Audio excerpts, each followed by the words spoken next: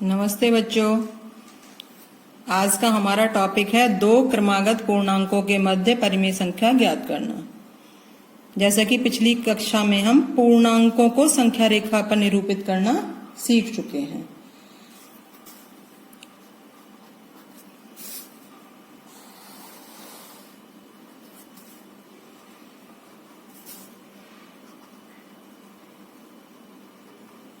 Zero, एक, दो, तीन, इन्फिनिटी तक और जीरो के इस तरफ ऋण एक, ऋण दो, ऋण तीन, इधर भी अनंत तक।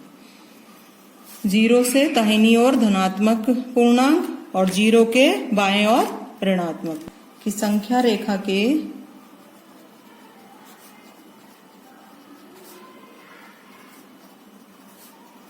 दो क्रमागत पूर्णांकों के बीच की दूरी को दो समान भागों में बांटना।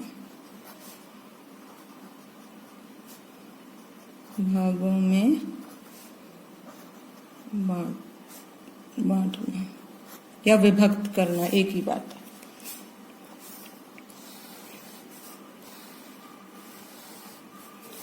चलिए फिर एक संख्या रेखा बनाएंगे हम।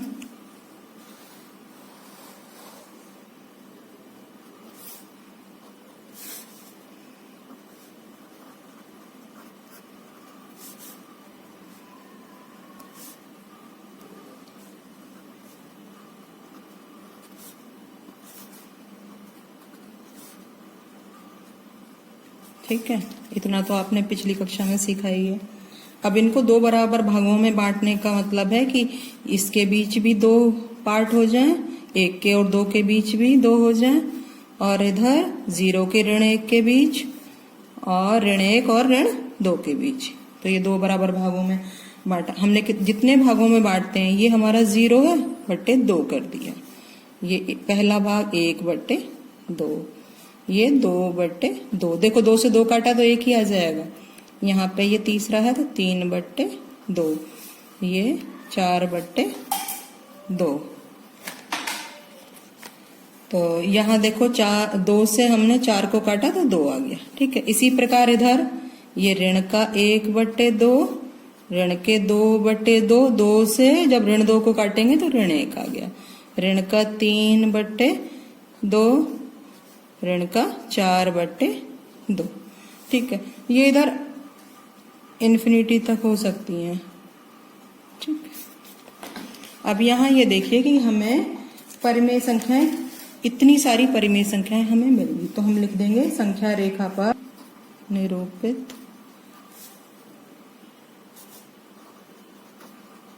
परिमेय संख्याएं। लिखें यहाँ से ऋण के 4/2, ऋण के 3/2, ऋण के 2/2, ऋण के 1/2, 0/2, 1/2, 2/2, 3/2, 4/2। ठीक है, यहाँ हमने दो पार्ट किए थे किन्हीं दो क्रमागत पूर्णांकों के बीच। अब हम क्या करेंगे, उनको 3 भागों में बांटेंगे। ये हमारी पहली स्टेप थी। अब सेकंड स्टेप में हम उनको 3 भागों में बांटेंगे। संख्या रेखा के दो क्रमागत पूर्णांकों के बीच की दूरी को 3 समान भागों में विभक्त करना या बांटना, एक ही बात है। ठीक, फिर हम एक नंबर लाइन बनाते हैं।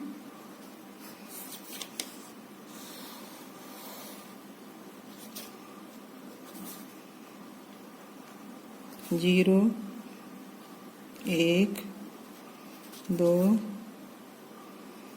ऋण 1 ऋण 2। ठीक है, अब यहाँ देखें हमें कितने भागों में बांटना है, 3 में। तो 1 2 3, 1 2 3। इसी प्रकार 1 2 3, 1 2 ये। तो यहाँ 0/3, वहां 2 भागों में बांटा था तो बट्टे में 2 आया, यहाँ 3 में बांटा तो बट्टे में 3। फिर 1/3, 2/3, 3/3। 3 से जब 3 को काटा ये 1 आ गया। ठीक है, 4/3, 5/3, 6/3। 3 से जब 6 को काटा तो 2 आ गया। ठीक है, इसी प्रकार इधर ऋण 1/3, ऋण का 2/3, ऋण का 3/3, ऋण का 4/3, ऋण का 5/3 और ये हुआ ऋण का 6/3। 3 से जब 6 में भाग गया तो 2 बार ऋण है यानी ऋण 2। ठीक है, अब देखिए इन परिमेय संख्याओं को भी हम इसी प्रकार, तो संख्या रेखा पर निरूपित परिमेय संख्याएं। ऋण 6/3, ऋण 5/3, ऋण के 4/3, ऋण के 3/3, ऋण के 2/3, ऋण के 1/3, 0/3, 1/3, 2/3, 3/3, 4/3, 5/3, 6/3।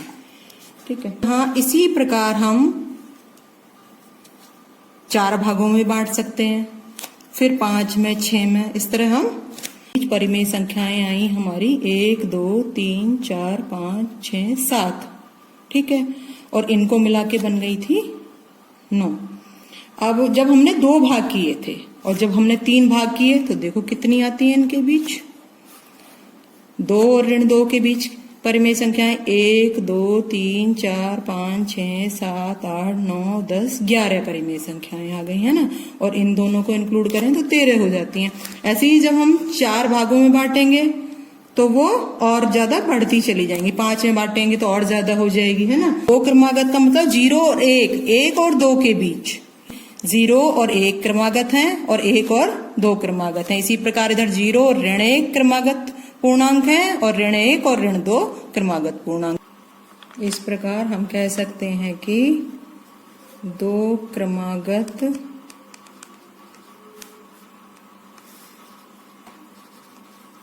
पूर्णांकों के मध्य अनंत परिमेय संख्याएं होती हैं। आज के लिए इतना ही, धन्यवाद।